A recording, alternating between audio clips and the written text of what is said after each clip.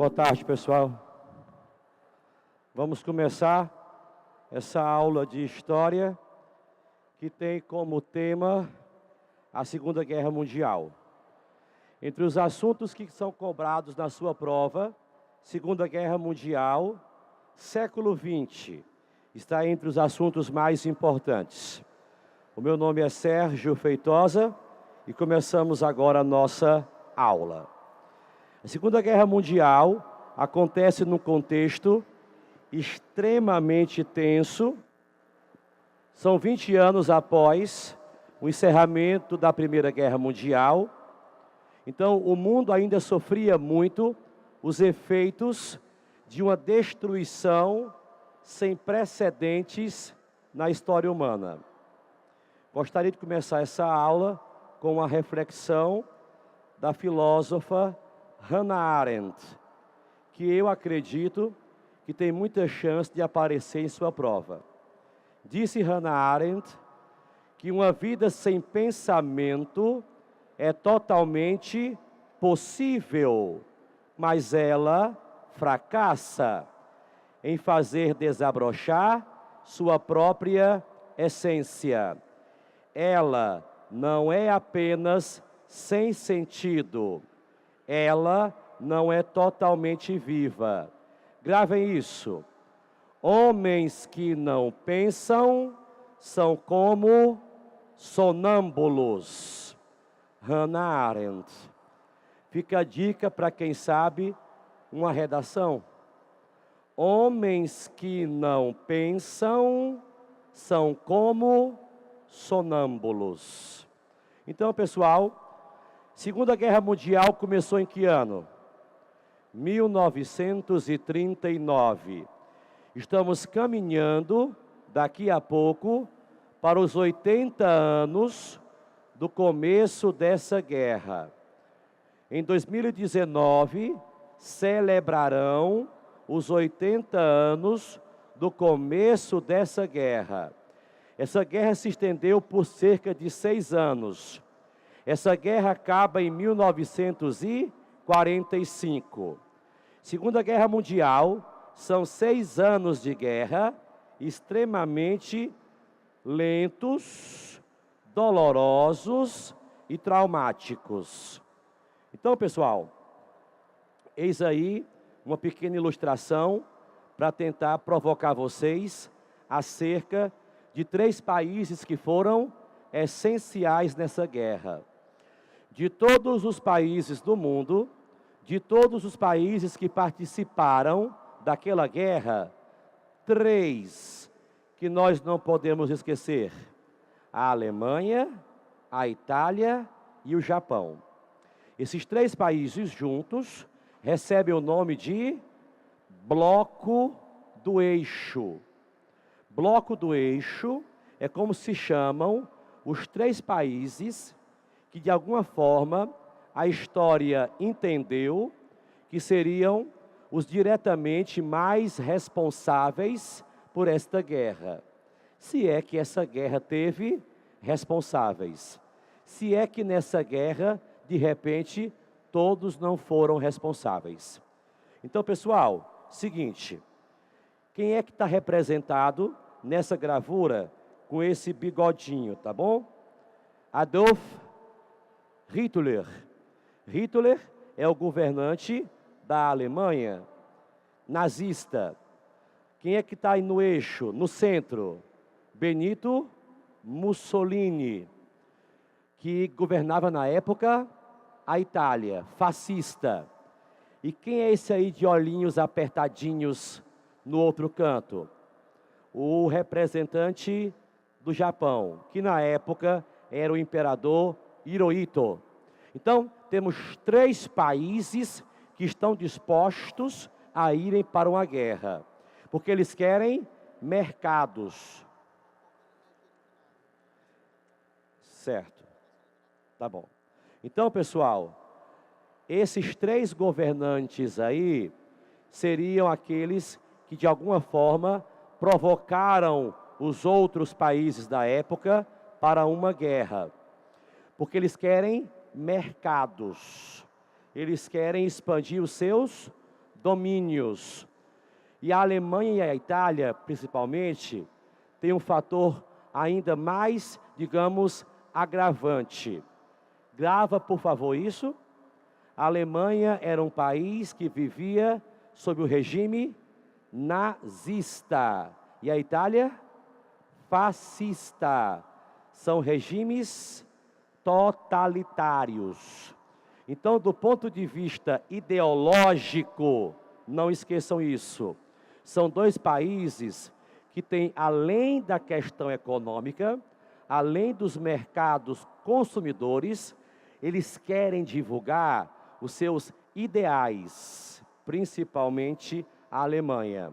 A Alemanha tem um propósito de, além de divulgar os seus ideais, ela quer conquistar outros povos e ela quer, naquele momento, destruir certos povos. Quando eu falo Alemanha, entenda que é o nazismo. Quando eu falo Alemanha, entenda que é a pessoa do governo alemão, na época representado por Adolf Hitler e os seus aliados. Nessa outra parte, pessoal, temos uma questão importante que eu queria que vocês gravassem. Você que está anotando ou simplesmente escutando, grave isso. Como é que estava a Alemanha após a Primeira Guerra Mundial?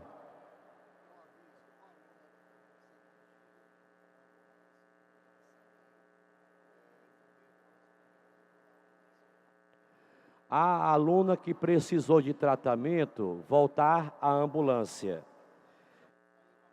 A aluna que saiu da ambulância, está por aqui, volte à ambulância.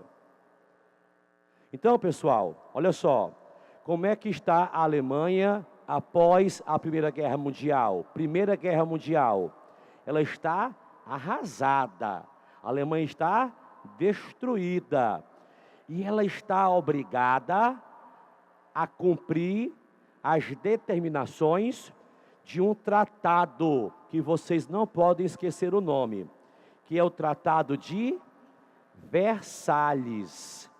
Galera, estamos nos preparando para uma prova. Estamos dando tudo de nós para essa prova. Então aceite essa dica. Não posso esquecer o que foi o Tratado de Versalhes. Após a Primeira Guerra Mundial, foi um tratado que obrigava a Alemanha a cumprir certas exigências, já que ela perdeu a Primeira Guerra Mundial. A Alemanha vai ter que ser desmilitarizada. A Alemanha vai ter que reduzir o seu efetivo militar. A Alemanha vai ter que pagar indenização aos países vencedores. A Alemanha vai ter que devolver territórios que ela tomou na Primeira Guerra Mundial. Então, pessoal, de um modo geral, como é que está a Alemanha após a Primeira Guerra Mundial, além de derrotada? Ela está humilhada. A Alemanha vai ser humilhada e ela não vai esquecer isso. Na verdade, pessoal, a Alemanha vai usar isso como pretexto para a Segunda Guerra Mundial. Por isso, grave, fixe. A Segunda Guerra Mundial é uma espécie de extensão da Primeira, pois as causas que motivaram a Primeira não foram resolvidas. As causas que deflagraram a Primeira Guerra Mundial não foram resolvidas e, pior ainda, elas foram agravadas. Então, pessoal, diante disso, esse cara que vai assumir o poder, Adolf Hitler, vai tentar levar os alemães a uma espécie de desforra, vingança. Só que, se você acompanhar o slide, Hitler seria o responsável por fortalecer militarmente a Alemanha. Mas a Alemanha não poderia mais ser uma potência militar, mas ela vai ter armas de novo, quando Hitler chegar ao poder. Hitler vai conseguir gerar na Alemanha mais empregos, com a ajuda da burguesia alemã, porque ele não chegou onde chegou à toa. Hitler não vai chegar onde ele chegou sozinho. Ele teve a ajuda de muita gente. Entre essas pessoas, a elite alemã, os empresários alemães, a classe média alta alemã, interessada no nazismo. Porque o nazismo é uma ideologia, entre outras características, anticomunista. E nesse momento em que o nazismo, que é um regime totalitário e também é autoritário. O totalitarismo é autoritário. Autoritarismo é uma característica de todo regime totalitário. Então, pessoal, Hitler fazia discursos mobilizadores, usava uma polícia secreta, a Gestapo, e ele chegou a ser chanceler da Alemanha. Na verdade, ele foi uma espécie de primeiro-ministro. E mais do que isso, ele foi presidente e chanceler. Ele foi Führer, que é uma expressão alemã usada para se referir a quem é o líder absoluto naquele momento. Então, pessoal, repetindo uma dica importante, gostaria que vocês gravassem isso. Hitler não chegou ao poder na Alemanha sozinho. Hitler foi favorecido por vários segmentos sociais, especialmente a elite alemã. Em que ano chegou ao poder Adolf Hitler? Grave isso. 1933. Hitler chegou ao poder após a crise de 29. Quem é o cara que acabamos de ver que governava nessa época a Itália? Mussolini. Mussolini era parceiro de Hitler. Mussolini era fascista. Hitler era nazista. É quase a mesma coisa. Na verdade, Mussolini chegou ao poder na Itália em 1922. Portanto, antes de Hitler. Mussolini chegou ao poder na Itália 11 anos antes de Hitler. Mas o fascismo e o nazismo são muito parecidos. Na verdade, qual seria a grande diferença entre eles? É porque o fascismo, que é mais antigo, no poder que o nazismo, ele não chega a ser racista, que o nazismo é. Hitler tem um propósito. Hitler quer exterminar as raças que ele acha que são inferiores.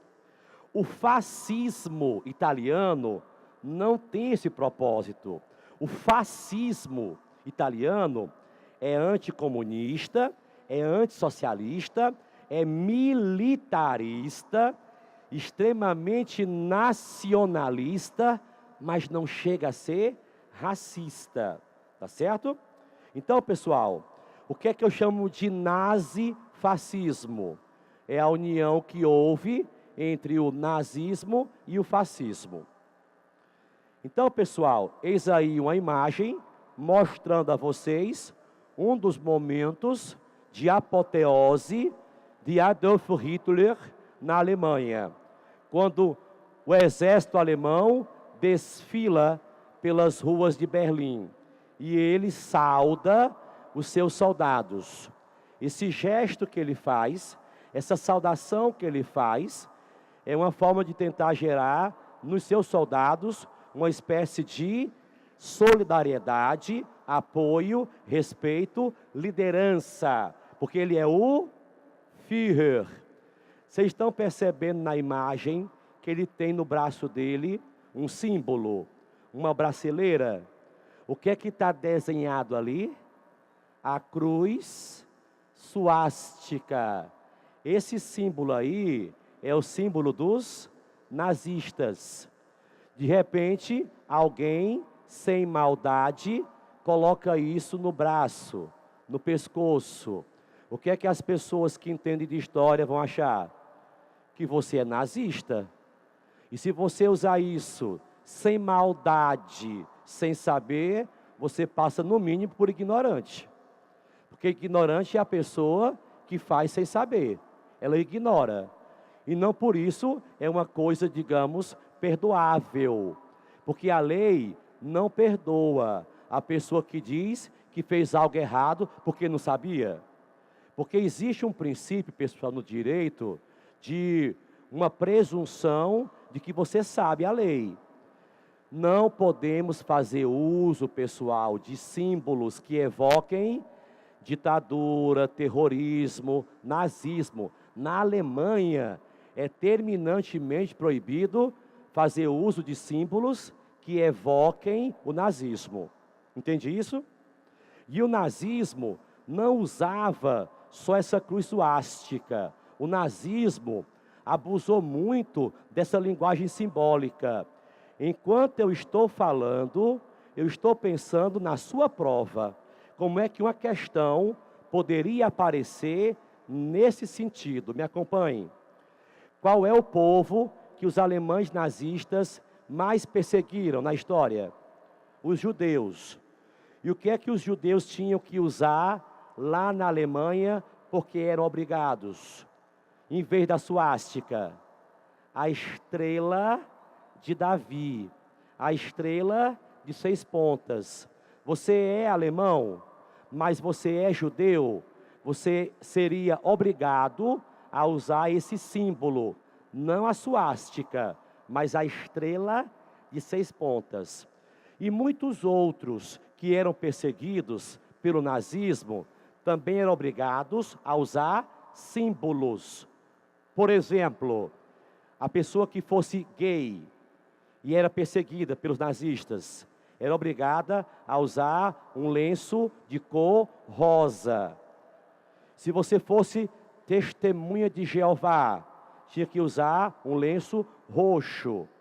Então, todos aqueles que eram perseguidos pelo nazismo, antes de explorados e mortos, tinham que usar esses distintivos, para não serem confundidos com os alemães arianos, porque estes alemães seriam uma raça superior, que tinha que ser separada dos outros, que seriam inferiores. Não sei se vocês se lembram das suas aulas de biologia, quando vocês estudam genética.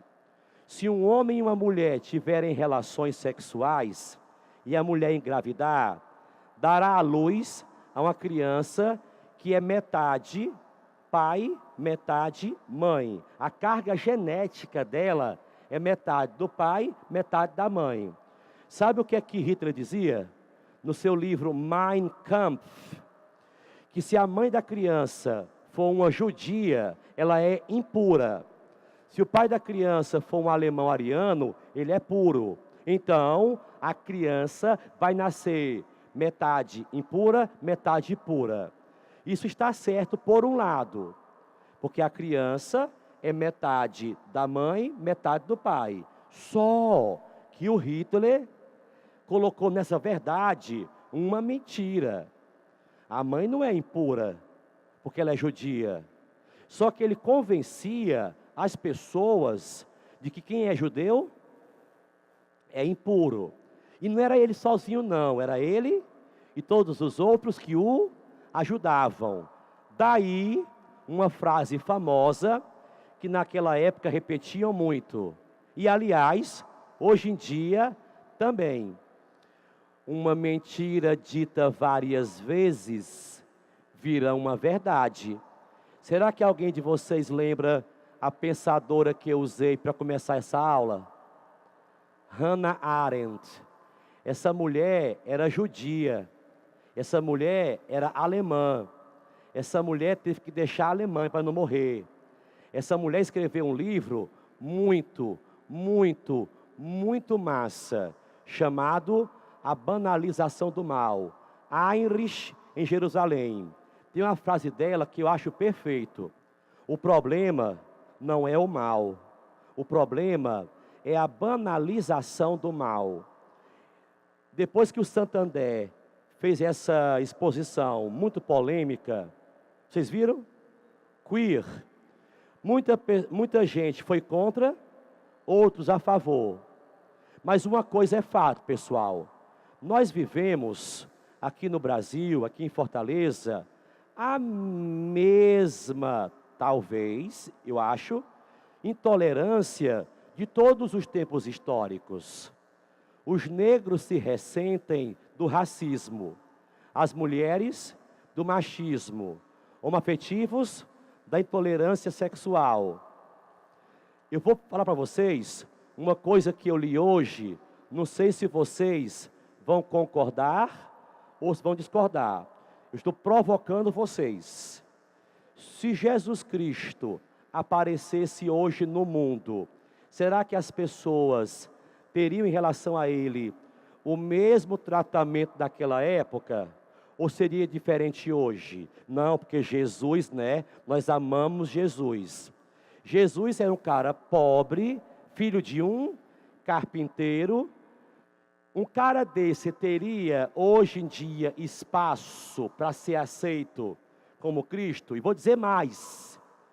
Se Cristo fosse um negro, se ele não fosse homem, fosse uma mulher, se Cristo fosse, desculpa pessoal, homoafetivo, qualquer coisa, você acha que a galera que é intolerante trataria Cristo de forma tolerante? Acho que não, pessoal. E se tem uma coisa que Cristo ensinou foi a sermos tolerantes.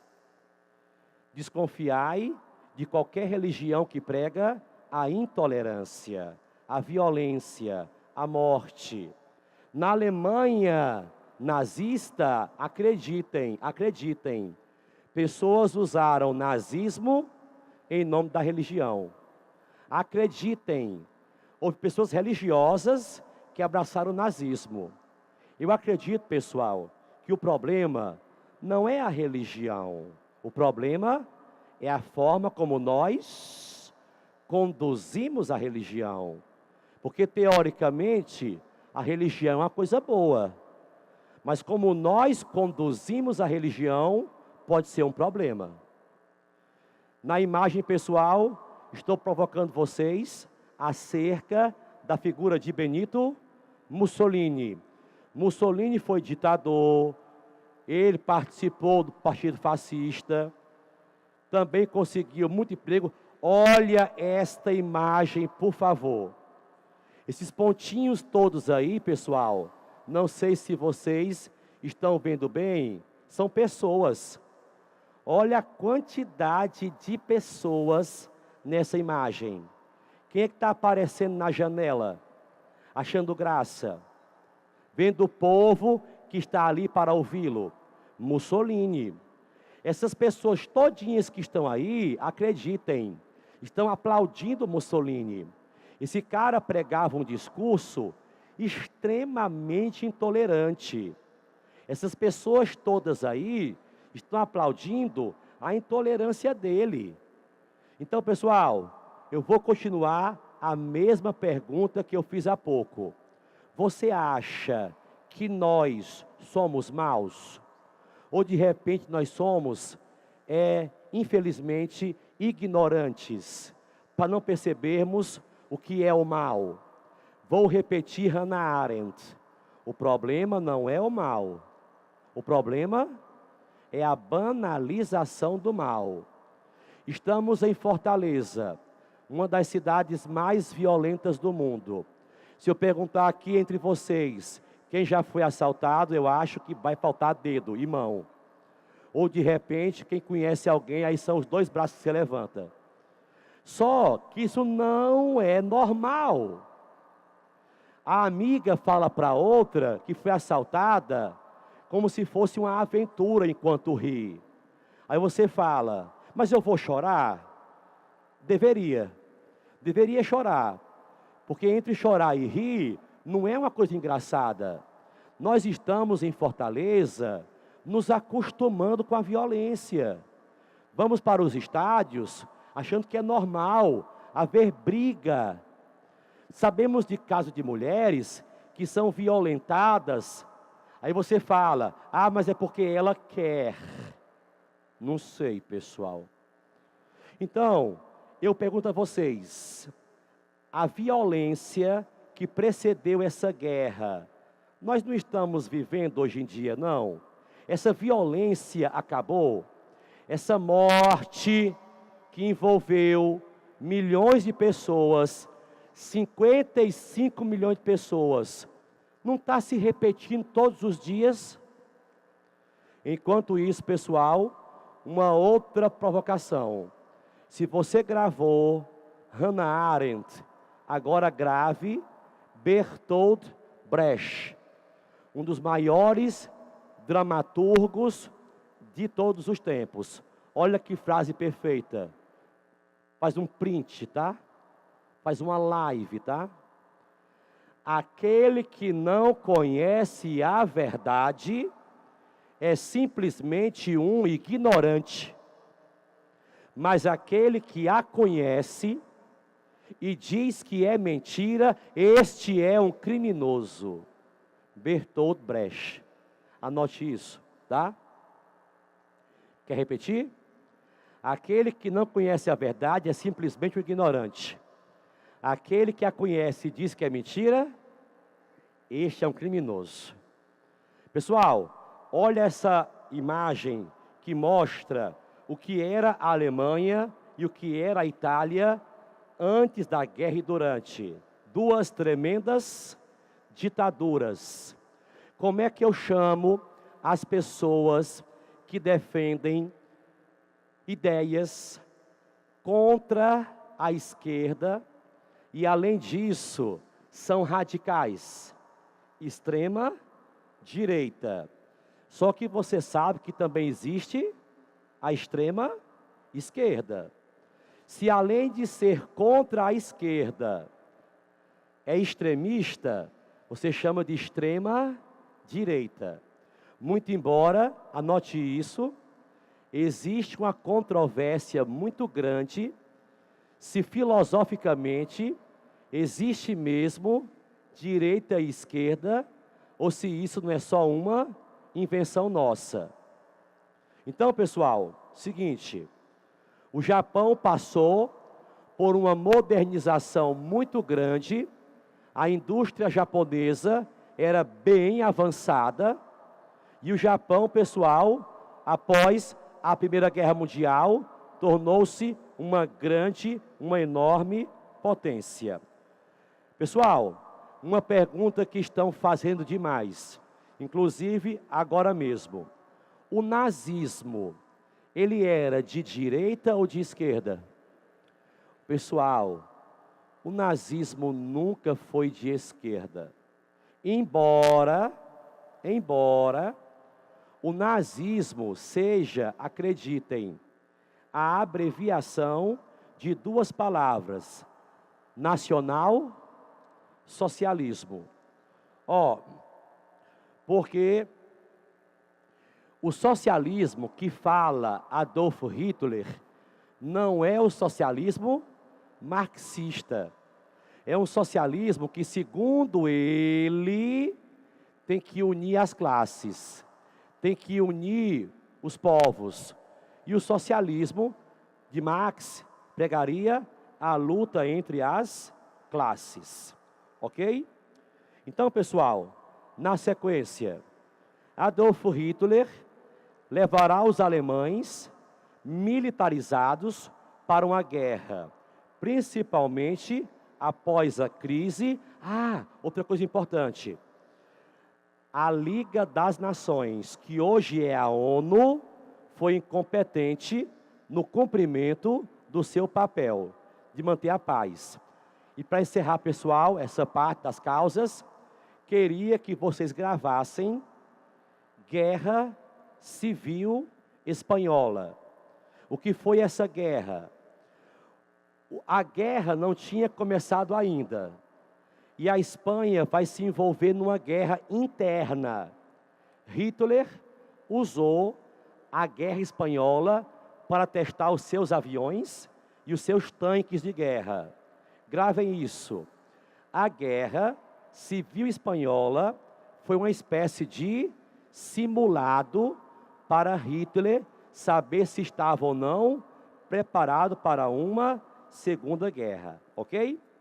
Pessoal, a TV contraria fortemente para uma cultura bárbara. Nós somos levados a nos acostumar com tanta violência. Que pergunta bacana, tá? Pessoal, existe uma escola chamada, gravem isso, quem perguntou principalmente, Escola de Frankfurt. Sabe o que é isso? Escola de Frankfurt. A Escola de Frankfurt existiu durante o nazismo, na Alemanha. Ela dizia que a TV e o rádio são meios de comunicação de massa. Por que massa? Porque massifica, padroniza. Pessoal, que o que eu vou dizer agora, Deus possa abençoar e você encontrar em prova e acertar. Escola de Frankfurt, essa perguntinha, ó. Meios de comunicação de massa. O que significa massificar as pessoas? Padronizar o comportamento, o pensamento e até os sentimentos. E o que significa toda uma sociedade pensar e sentir igual, achar-se normal. O que significa ser louco? Ir contra essa normalidade. E em toda sociedade que acha que é normal, não há espaço para os loucos. Por isso que eles são trancafiados em hospícios. Na verdade, não é ser louco, não. Na verdade, é ser diferente.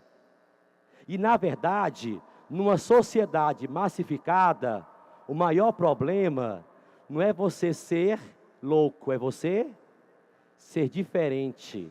É você pensar. Porque uma sociedade massificada, ela é alienada por uma ideologia. Então, pessoal, que bacana, viu? Então, pessoal, Adolf Hitler começa um projeto de expansão militar. Hitler invade a Renânia. Hitler ocupa os Sudetos. Hitler conquista a Áustria, que é a terra natal dele. No famoso episódio chamado de Anschluss. E, pessoal, mais outro pensadorzinho pancada para a gente. Atenção, vocês que vão fazer psicologia, aumentem a atenção. O referencial de vocês aí, Sigmund Freud. Houve quem dissesse que o século XXI despontou como o século das doenças da alma. A depressão, a ansiedade e outras tantas. Freud nunca foi tão necessário, pessoal. A psicanálise nunca foi tão necessária, pessoal. Freud, entre outras coisas, disse: qualquer coisa que encoraje o crescimento de laços emocionais tem que servir contra as guerras. Freud era austríaco. Onde foi que nasceu Hitler? Na Áustria. Quem era que Hitler mais perseguia? Judeus. A família de Freud era de judeus. Ele, na verdade, era ateu, mas a etnia dele era de judeu. Freud morre de câncer na boca em 1939. Pessoal, na imagem, nós temos Hitler negociando com a França e a Inglaterra. E elas duas acreditam que ele está comendo nas mãos delas duas. Ledo, engano. Acabei de falar faz poucos instantes. Como é o nome que naquela época a ONU, que não existia ainda, tinha? Sociedade das Nações. Não era bem a ONU, porque ela era menor. Então, pessoal, Inglaterra e França comandavam essa sociedade. Só que o Hitler vai enganá-las. Elas acreditam que estão controlando ele, tá bom? Na imagem, pessoal, nós temos uma alegoria de onde foi que a Alemanha chegou quando começa a guerra. Queria que você me acompanhasse agora com bem atenção, tá certo? O que é que essa imagem vermelha está sugerindo? De onde parte a Alemanha? O que é que essas setazinhas brancas mostram? Os países que ela invadiu. No caso, lá de verde, a Áustria, de amarelo, a Tchecoslováquia e de rosa, a Polônia. Polônia. Quem nasce na Polônia é polonês ou polaco. De onde veio o nome? Polaca, da Constituição Brasileira de 34. Gravem isso, por favor, fixem isso. Quando Hitler invade a Polônia, começa a Segunda Guerra Mundial. Como foi que Inglaterra e França ficaram? Assustadas, porque elas não achavam que ele fosse atacar a Polônia. Inglaterra e França eram dois países capitalistas, muito ricos. Todo mundo sabe que a Inglaterra e a França tinham planos de que Hitler fosse poderoso, elas deixariam ele ser poderoso para atacar que país? A União Soviética. Porque a União Soviética era um país socialista. E você sabe que países capitalistas não gostam de países socialistas, principalmente quando são potências. Então, pessoal, qual seria o papel de Hitler para ingleses e franceses? Destruir a União Soviética. Por que que Inglaterra e França deixaram a Alemanha ser forte de novo? Porque elas achavam que o Hitler fosse atacar a União Soviética. Mas o que foi que o Hitler fez? Deixa elas acreditarem que eu vou fazer isso. Ele, na verdade, pessoal, quer atacar a União Soviética. Ele quer atacar a União Soviética, ele é nazista. Só que, na verdade, ele quer atacar o mundo inteiro.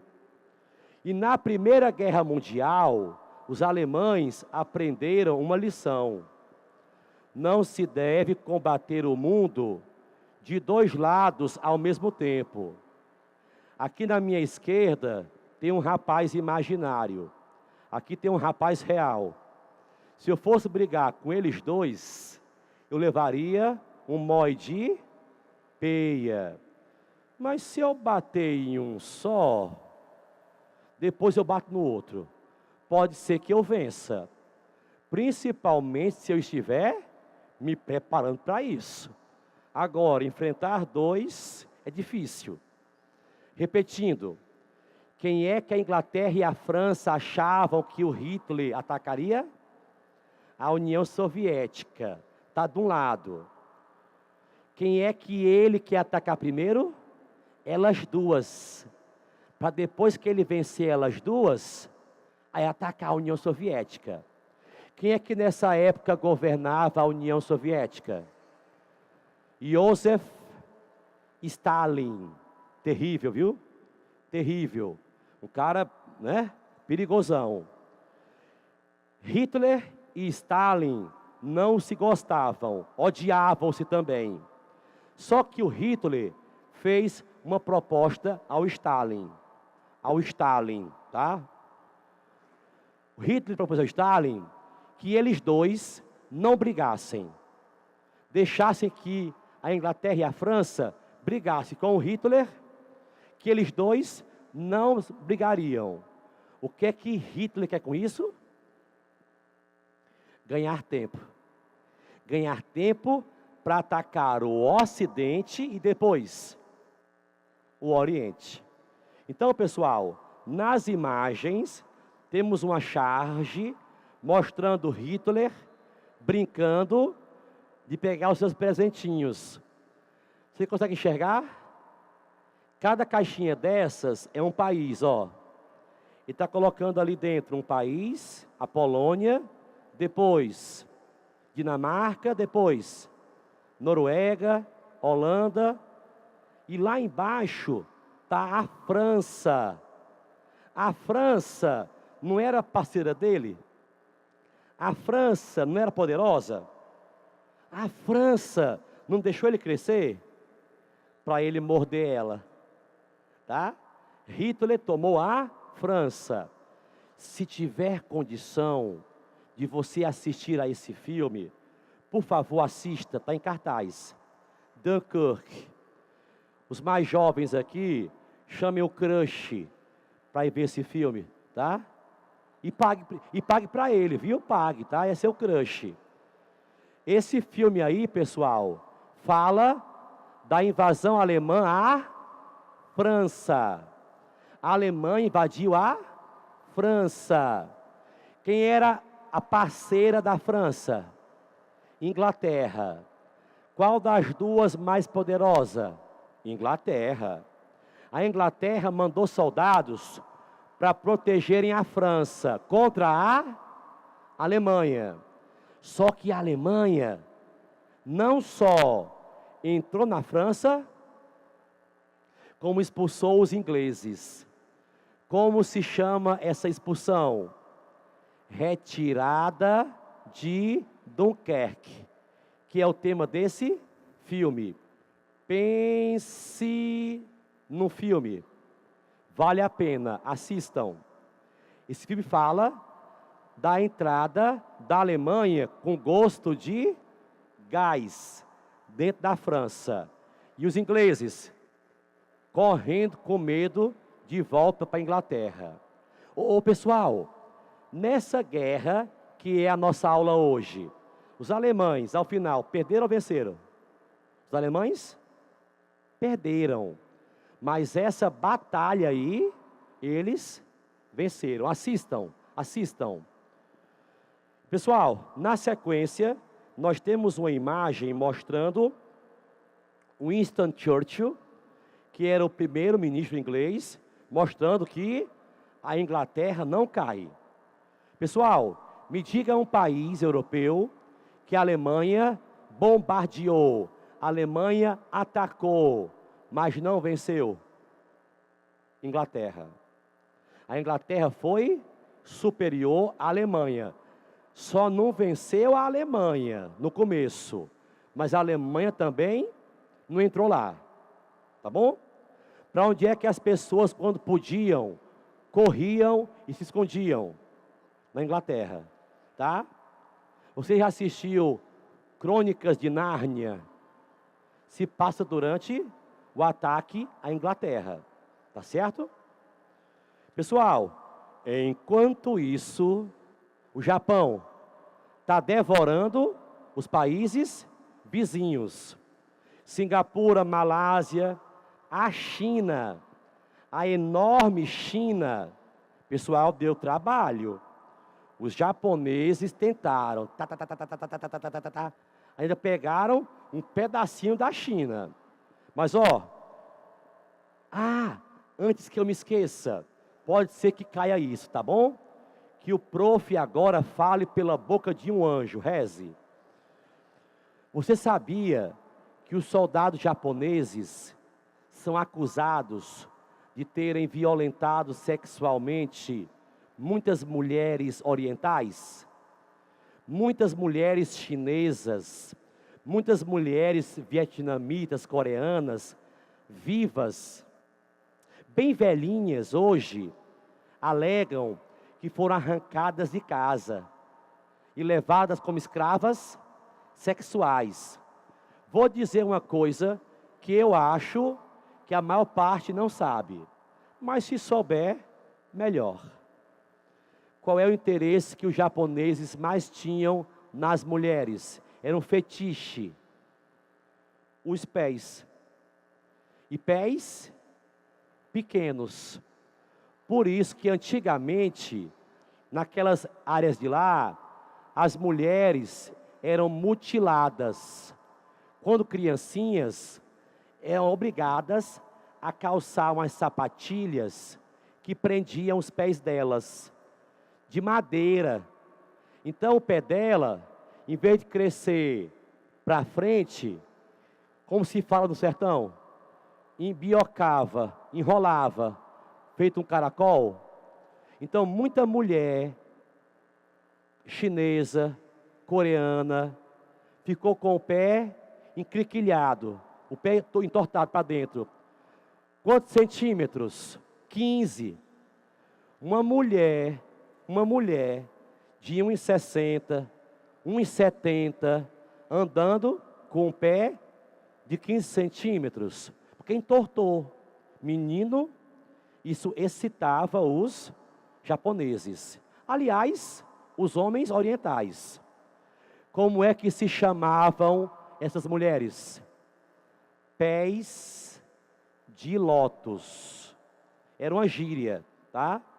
Então, pessoal, eis aí um momento em que a guerra vai sofrer uma reviravolta.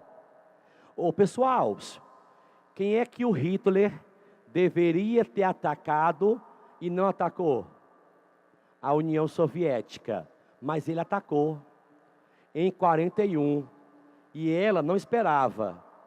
No mesmo ano, o Japão atacou os Estados Unidos.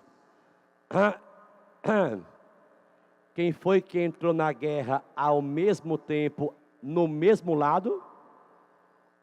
As duas maiores potências mundiais.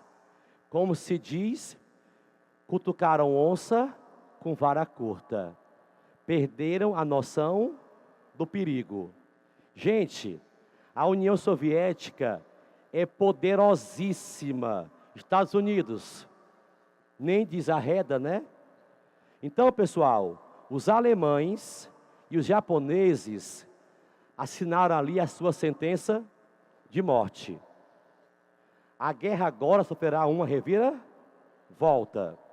Então, pessoal, eis aí como é que vai ficar agora a guerra, tá? Vai ter muitos conflitos no Pacífico, muitos conflitos no Ocidente e na parte oriental europeia. Ah, pessoal, essa imagem eu escolhi, não é muito forte não, é um desenho, mas você sabe como é que era a vida dos judeus nos campos de concentração, né? Muito sofrimento, muita tortura. Eu não sei se vocês conseguem se colocar, mesmo que mentalmente, no lugar de pessoas que foram submetidas a esse inferno, que eram os campos de concentração. Acho que nesse ginásio, quem é mãe vai sentir um pouco mais as minhas palavras. Desculpe o que eu vou dizer, mas se fosse o seu filho arrancado de você, como muitas mães tiveram os seus filhos fuzilados na frente delas, porque eram crianças, então não davam retorno. Você consegue imaginar a dor de uma mãe que vê o filho na frente dela fuzilado, uma criança? Muitos maridos foram literalmente arrancados das esposas, porque as mulheres eram colocadas em campos femininos e os homens em campos masculinos.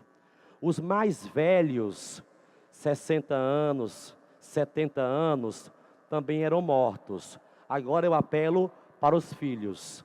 Deus defenda a todos nós. Mas você imagina a dor de um filho que vê o próprio pai e a mãe sendo mortos sem poder fazer nada? É muita dor, pessoal. Ninguém imagina, graças a Deus, né? O que de fato foi, pessoal, esse sofrimento dos judeus na Segunda Guerra Mundial. Aliás, judeus só não, judeus e todos os outros que foram perseguidos, presos, torturados, pelo simples fato de serem diferentes, tá?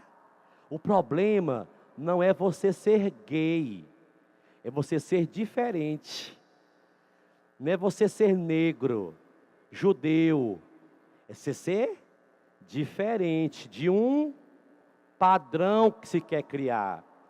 Pergunto, quem teve um papel essencial nisso?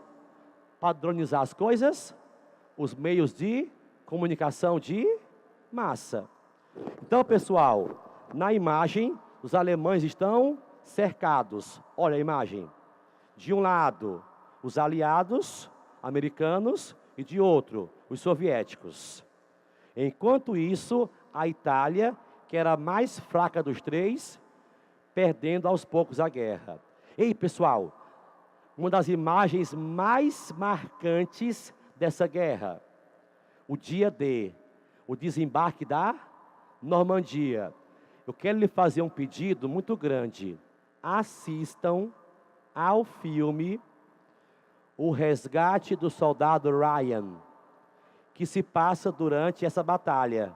Muito bom, emocionante, emocionante. Ô pessoal, o que é que essa imagem mostra? Os aliados desembarcando na costa francesa, Normandia. Meus amigos, nesse episódio, dia 6/6 de que ano? 44. Morreram tantos homens, mas tantos homens, que essas águas ficaram vermelhas. Isso é o mar, pessoal. Isso é o mar.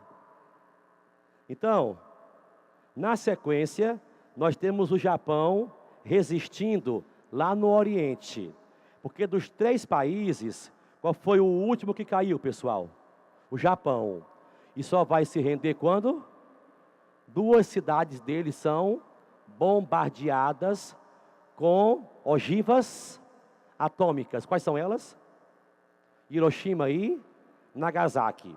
Hiroshima no dia 6, Nagasaki dia 9 de agosto.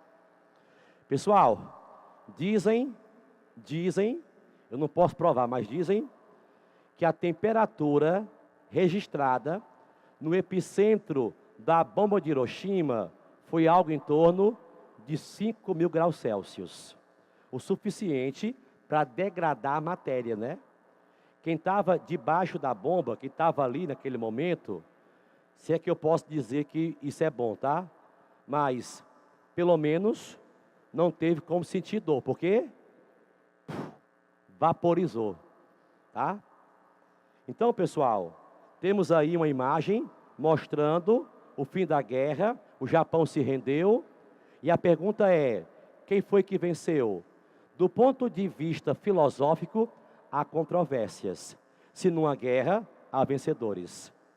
E para encerrar, pessoal, ninguém mais, ninguém menos que o maior físico do século XX, o alemão Albert Einstein, que disse: o mundo é um lugar perigoso de se viver, não por causa daqueles que fazem o mal, mas sim por causa daqueles que observam e deixam o mal acontecer. Profundo? Pessoal, vamos para as questões. Vamos trabalhar. Agora são vocês. Abra a sua apostila. Vamos dar o gás, tá? Alguém mandou aqui para os nossos computadores uma mensagem inbox. O corredor polonês teve influência na guerra? Sim, porque o corredor polonês é um pedaço da Polônia que Hitler invadiu. E no passado pertencia à Polônia. E as crianças e mulheres foram usadas na Alemanha em experiências científicas. Com certeza, com certeza. Ó, pessoal, questão de número 1. Para passar, com muita fé em Deus. Leia os textos a seguir, extraídos da obra Memórias de Barbárie, de Ronei Sitnovich. O extermínio dos judeus começou com a invasão da União Soviética pelas tropas nazistas em junho de 41, mas foi a construção de 6 campos de extermínio na Polônia, com câmaras de gás, a partir do final daquele ano, que concretizou um plano organizado de genocídio dos judeus europeus. Ou seja, por que é que os alemães quiseram matar os judeus logo todos? Para não deixar pistas. Porque os judeus eram importantes. Mas como? Trabalhando. Pela primeira vez na história, milhões de seres humanos foram assassinados num processo industrial, numa linha de produção da morte, em que todos os aspectos de como matar seres humanos foram racionalizados e medidos em termos de economia, de tempo e energia, de custo-benefício. Os nazistas queriam matar o maior número de pessoas no menor intervalo de tempo, com o menor custo e de forma que se pudesse aproveitar ao máximo os corpos como matéria-prima. Para a indústria, ossos e cabelos. E para acelerar o próprio processo de extermínio, a gordura dos corpos era aproveitada como combustível na sua incineração. Entre as empresas alemãs que se instalaram em campos de extermínio estão a IG, Farben, BMW, Agfa, Telefunken, Messerschmitt, Henkel e Eis-Ikon. Segundo esse texto, pessoal, o que é que você pode dizer? Letra A, o nazismo, além de utilizar métodos racionais industriais, teve forte vinculação com importantes setores da burguesia alemã, inclusive que se beneficiaram de tais práticas. Letra B, o extermínio de judeus e de outros grupos humanos discriminados pelo nazismo ocorreu de forma desordenada e aleatória, sendo responsabilidade exclusiva dos comandantes dos campos. Letra C. Os dados historicamente apresentados pela maioria de especialistas sobre o nazismo são evidentemente exagerados, pois, como frisado no texto, a violência nos campos ocorreu em casos isolados. Letra E. O nazismo foi o projeto de uma elite militar e política, relacionado à pequena burguesia alemã, mas desvinculado do grande capital nacional. Letra E e última, os critérios norteadores do nazismo, que era explorar judeus, ciganos, eslavos, comunistas e outros, foram exclusivamente raciais. Ei, pessoal, questão fácil, sem pescar atrás, vai. Qual é a resposta certa? Letra A de avião. Eu queria, por favor, pessoal, insistir com vocês de coração, que deem uma olhadinha na internet, nessa pensadora Hannah Arendt. Entendeu o que eu falei? Hannah Arendt. Ela fez questão de cobrir o julgamento de um nazista que foi preso lá na Argentina, mas foi julgado em Jerusalém. Heinrich Himmler. Nesse julgamento, a Hannah vai dizer que as palavras dele, na defesa dele, eram as mais sinceras possíveis. Quando ele disse que só cumpria ordens. Porque esse é o problema da gente quando não pensa e alguém nos manda fazer algo que é errado. Nós fazemos. De novo, o problema não é o mal, é a banalização do mal. Quando você padroniza pessoas e todos passam a ser iguais, todo mundo tem diferente de medo de ser diferente. Logo, pensar não é uma coisa que as pessoas querem. Percebeu? Questão seguinte, resposta A.